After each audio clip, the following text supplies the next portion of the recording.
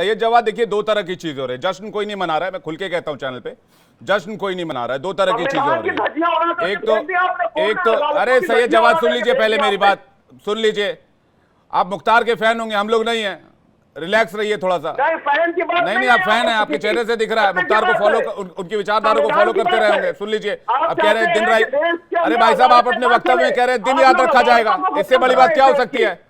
Mukhtar club के आप fan होंगे, मैं नहीं हूं। सुन लीजिए मेरी बात, मुख्तार क्लब के आप फैन रहे होंगे। मैं किसी का सुरेंद्र दुबे जी के पास जा रहा हूँ। वेट भैया, हाथ वो दिख गया है। सैयद जवाद वेट कीजिए। हाँ, तो आप ऐसी बातें नहीं करते कि ये दिन याद रखा जाएगा, कयामत तुम्हारे सिर पर से भी गुजरेगी। अब रुक जाइए मेरी बात। किसी के फैन, आप सरकार के फैन होंगे, हम नहीं हो सकते।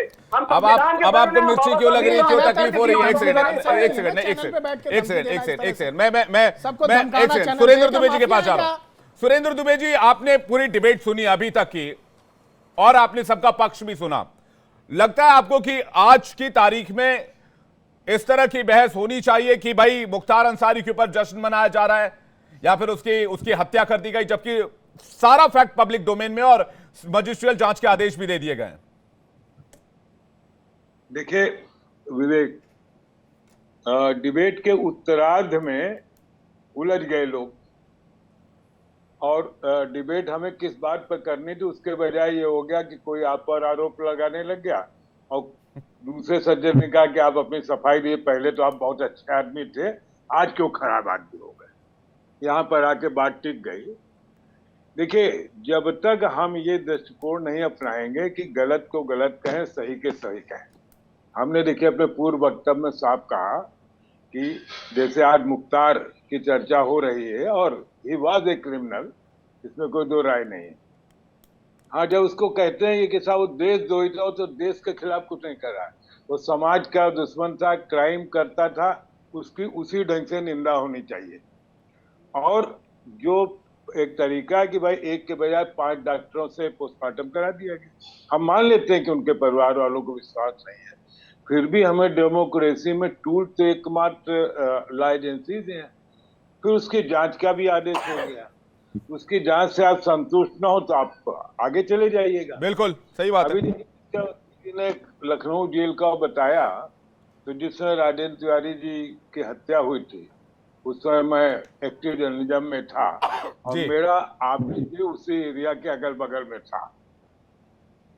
और ये इस ढंग की घटनाएं, जेलरों की हत्या की घटनाएं या माफिया की जेल के अंदर घटनाएं, पहले माफिया क्या करता था, बदमाश कहता था कि हमारी जमानत रद्द कर दो, हम जेल चले जाते हैं, वहां सुरक्षित है। जब उसका सुरक्षित नहीं हो तो आज तो आप देखें एक डॉक्टर यहाँ मारे गए, शायद सचान थे जी, और तमाम घटनाएं हुई। हम उस पर डिस्कशन करने के बजाय कि सिस्टम को कैसे सुधारा जाए, अगर हम ये बात करेंगे कि आज मुस्लिम मर गया इसलिए बीजेपी के लोग बहुत प्रसन्न हैं और कल जब हिंदू का बदमाश मर जाएगा तब ये कहेंगे सपा वाले बहुत प्रसन्न हैं, इस तरह की बिला वजह की बहस करके न जनता का समय बर्बाद करें और ना ही जो हमारी आने वाली पीढ़ी है उसको संदेश दें कि देखिए हम लोग कितने संकीर्ण। भाई, जो हम लोग बहस कर रहे हैं हमारे बच्चे भी देख रहे हैं, भतीजे चाचा सभी देख रहे हैं। अगर हम इस ढंग की गंदी बहस करेंगे तो अल्टीमेटली अपने संविधान के ऊपर हम लोग को भरोसा रखना चाहिए।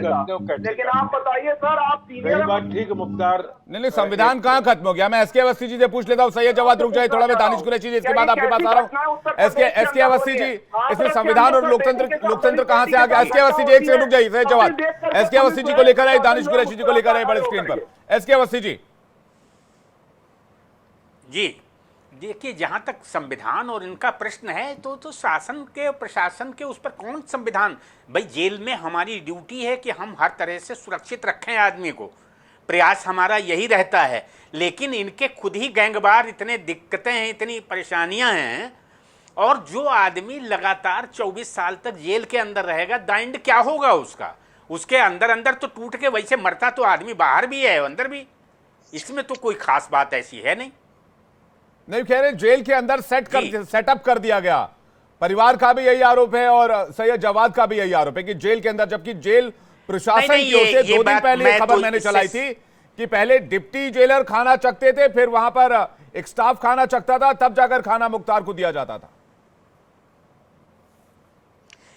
नहीं, मैं सहमत नहीं हूं इससे कि जेल के अंदर हत्या, ये तो कोई भी अधिकारी अपनी स्किन बचाएगा ही बचाएगा। कोई किसी तरह का आदमी को परेशान तो पनिशमेंट तो दिया जा सकता है, इनाम कोई ऐसा देने के लिए कोई गुंजाइश नहीं मुझे लगती कि जो कोई ऐसा कृत्य करे।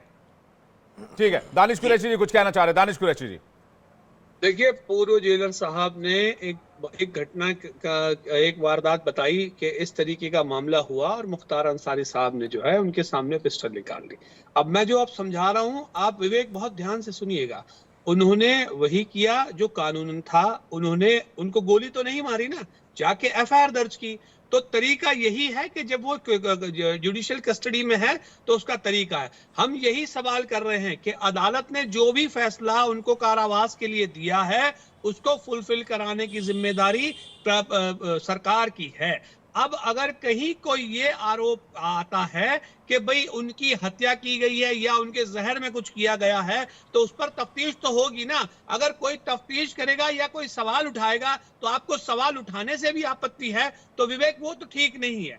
उनको जो सजा मिलनी थी अदालत ने वो सजा दी, लेकिन उसको बरकरार रखने की जिम्मेदारी संविधान की, और उसी का हनन ना हो इसकी बात की जा रही है। संविधान के हनन की जब बात की जाती है ना, जब यही कहा जाता है जी, मैं ये कह रहा हूं न्यायिक प्रक्रिया से तो कोई इनकार कर नहीं रहा। ना मैंने अपोज किया, ना आपने अपोज किया, ना अवस्थी जी ने अपोज किया, ना सौरभ जी ने अपोज किया, ना जवाद ने अपोज किया, किसी ने अपोज नहीं किया। आप ये कह रहे हैं कि भाई पिस्टल ही तो तानी थी, क्या हुआ था? अगर गोली चल जाती तो क्या होता? सुनिए मेरी बात गोली चलने की, लेकिन तरीका तो यही है। क्या अगर जेलर साहब यहाँ मौजूद थे तो क्या ये भी गोली मार देते? आप मुझे ये बताएं। तरीका यही है ना कि अगर मुख्तार ही गोली चला देता फिर क्या करते हुए? जेलर साहब क्या कर लेते उसमें फिर? अरे तो फिर नहीं, जेल के अंदर जेलर कोई आर्म नहीं रखता है। जेल के अंदर जेलर कोई आर्म नहीं रख सकता है। मुख्यमंत्री ये कहता है कि हम माफिया को मिट्टी में मिला देंगे, तो फिर बताइए फिर क्या रह जाएगा? तो माफिया को कह रहे हैं ना, माफिया को मिट्टी में मिलाने से आपको क्या दिक्कत है भाई? माफिया को मिट्टी में मिलाने से आपको क्या दिक्कत है? माफिया मतलब कोई अच्छा शब्द है क्या? माफिया मतलब कोई क्या आप पॉजिटिव वर्ड है क्या भाई? माफिया मतलब समाज के विरोध में जो लोग कार्य कर रहे हैं, जो जनता के विरोध में काम कर रहे हैं, लूटने वाला, अपहरण करने वाला, मर्डर करने वाला, उसको मिट्टी में कानून के माध्यम से मिला दिया जाएगा। कानून के माध्यम से तो मिलाया जाएगा। देखिए, मैं एक बात कह रहा हूँ, सैयद जवाद जो है वो पूर्वाग्रह से ग्रसित है। देखिए सैयद जवाद भाई, आप समझिए पहले, आप एक सेकंड मेरे को 30 दानिश कुरैशी को थोड़ा पूरा करवा 30 सेकंड मेरे को दीजिएगा। मैं एक बात कह रहा हूँ, देखिए यहाँ पर जो बात हो रही है ये मुस्लिम और हिंदू की बात नहीं हो रही। मैंने क्या बोला? देखिए जब विकास दुबे मारा गया वो भी एक बदमाश था, क्रिमिनल था। मैंने तमाम नाम गिनाए, धनंजय सिंह को घुमाया, सैयद जवाद ने तो आपको पहले ही कह दिया पूर्वाग्रह से कयामत तुम्हारे सिर से भी गुजरेगी। मैं तो स्पष्ट रूप से विरोध कर रहा था कि वो धमकी दे रहे हैं। देखिए, तो आपने बोला नहीं मैं संभाल लूंगा। जिस प्रकार से चैनल पे आपने बिल्कुल सही जवाब दिया।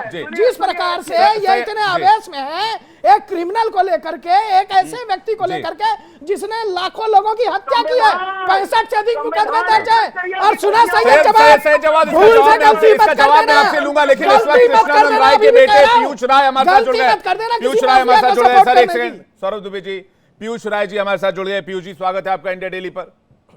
पीयूष जी कह रहे हैं कि भाई हमारे पैनल पे ही चर्चा हो रही थी कि जश्न मनाया जा रहा है मुख्तार के जाने का, तो मुख्तार का टेरर क्या था? मुख्तार की पूर्वांचल में, पूर्वी उत्तर प्रदेश में किस तरह से लोग खौफ खाते थे?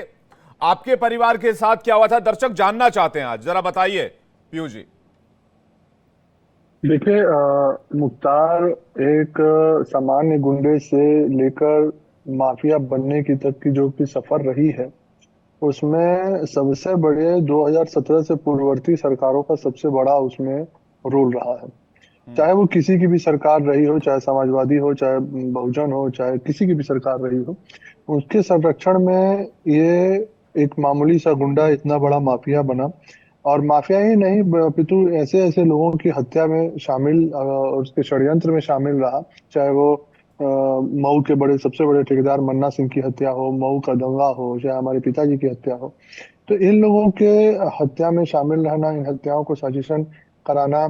और सबसे बड़ी वजह मेरे पिताजी की हत्या की यही रही कि इनके जो भाई थे वो सन 1985 से विधायक थे, और उनके भाई के राजनीतिक रसूख को और राजनीतिक जो उनका वर्चस्व था उसको जब मेरे पिताजी ने चुनौती दी और 2002 में हरा दिया, तो इन लोगों को ये बात पची नहीं, और इन लोगों को किसी भी तरीके से वो राजनीतिक रसूख और राजनीतिक जो इनका वर्चस्व था उसको बनाए रखने के लिए उनको यही सबसे सुगम लगा कि मेरे पिताजी के लोगों ने हत्या करवा दी। निश्चित तौर पे सरकार का संरक्षण जब इन लोगों को प्राप्त था तो जितने भी गवाह थे उनके घर वालों को धमकाना, सरकारी तंत्र के माध्यम से उनके घर वालों को प्रताड़ित करना, ये सब चीजें हुआ, जिसके चलते 2019 में सीबीआई कोर्ट ने फैसला हम लोगों के खिलाफ दे दिया। लेकिन जब 2017 के बाद से आदरणीय प्रधानमंत्री जी और आदरणीय मुख्यमंत्री जी के नेतृत्व में जब उत्तर प्रदेश में सरकार बनी जिसने जीरो टॉलरेंस की नीति इन अपराधियों के खिलाफ बनाई, उसी 2023 में एमपीएमएलए कोर्ट ने इनके खिलाफ सजा सुनाई और 7 साल की सजा इनको दी और 4 साल की सजा इनके बड़े भाई अफजाल अंसारी को दी, और वही मेरे पिताजी के केस में अन्य 2 मामलों में आजीवन कारावास भी दिया। तो कहने का मतलब कि ये एक सरकार की नीयत पे भी मायने रखता है, उनके इरादे पे मायने रखता है। जिन सरकारों ने वोट बैंक की राजनीति की, जिन सरकारों ने चुनावों के समय पे एक तुष्टीकरण की राजनीति के साथ एक कम्युनिटी को वोट बैंक समझ के अपने इस्तेमाल के अनुसार काम किया, आज वो फिर से इसके राह अलाप रहे हैं, आज वो फिर एक वोट बैंक की राजनीति ढूंढ रहे हैं। तो निश्चित तौर से चुनाव का समर है, इस समय चुनावी माहौल है, तो वो वोट बैंक की राजनीति तो करेंगे ही। पीयूष जी, कुछ लोग कह रहे हैं कि भाई पूर्वांचल का बहुत बड़ा मसीहा हुआ करता था, गरीबों का बहुत बड़ा मसीहा था, लोगों की बड़ी मदद किया करता था मुख्तार। इस तरह की इमेज भी पोर्ट्रे की जा रही है सोशल मीडिया पर, खास करके सोशल मीडिया पर तो बहुत सारे ऐसे ट्वीट्स की और पोस्ट की फेहरिस्त आई हुई है, जरा इसके बारे में भी कुछ बताइए। अब आप बताइए, किसी के मसीहा के मरने पे कहीं दिवाली आपने देखी है मनाते हुए? कल मैं अपने क्षेत्र में था और पूरे रात लोगों ने दिवाली मनाई है। इस फागुन महीने में लोगों ने दोबारा होली खेली है, लोगों ने मिठाइयाँ बांटी हैं। ठीक है, कुछ लोग जो इनसे अपने घर की खर्चे चलाते थे वो इनको मसीहा तो कहेंगे ही, लेकिन ये अपराधी थे, ये अपने अपराध के बारे में नहीं चर्चा करेंगे। 10-5-50 लड़कों का या 10-5-50 औरतों की मदद करने को ये हमेशा गाएंगे कि हम रॉबिन हुड हैं। हम लोग भी सार्वजनिक जीवन में हैं, हम लोग भी सामाजिक जीवन में लोगों की सहायता करते हैं, जिनके माँ बाप नहीं है उनकी शादियां कराते हैं, जिन बच्चों को नौकरी नहीं है उनके नौकरी के लिए उनकी व्यवस्था करते हैं, उनको पढ़ाते हैं लिखाते हैं, क्योंकि सार्वजनिक जीवन का यही दायित्व होता है। लेकिन क्या हम अपराध करते हैं? न मेरे पिताजी पे कोई मुकदमा था अपने उनके राजनीतिक जीवन में पूरे, न मेरे परिवार के किसी अन्य सदस्य पे कोई मुकदमा था। आखिर इनके पे 64 मुकदमे कैसे लद गए जब इतने ही रॉबिन हुड थे? और रॉबिन हुड तो वो होता था जो अमीरों का लूटता था और गरीबों में बांटता था। ये तो अपनों का ही लूटते थे, अपने ही जनमानस को, अहमदाबाद के अपने ही क्षेत्रवासियों को लूटते थे और अपना घर बनाते थे। महज 15 साल 1985 से लेके महज 2002 तक के आंकड़े में ये करीब 500 करोड़ की इनकी प्रॉपर्टी हो चुकी थी। ऐसा कौन सा धंधा ये करते थे कि इसने कम समय में इन्होंने 500 करोड़ की प्रॉपर्टी बना ली? आज सरकार इनके 800 करोड़ 900 करोड़ ईडी और इनकम टैक्स ने जब्त कर रखे हैं। आखिर कहीं ना कहीं 1000 करोड़ 1200 करोड़ की प्रॉपर्टी होगी तब ना। हम और आप दिन भर खटते रह जाते हैं तो साल में एक छोटी सी प्रॉपर्टी, छोटे से घर या छोटे से मकान या छोटी सी गाड़ी लेने के लिए सोचते हैं।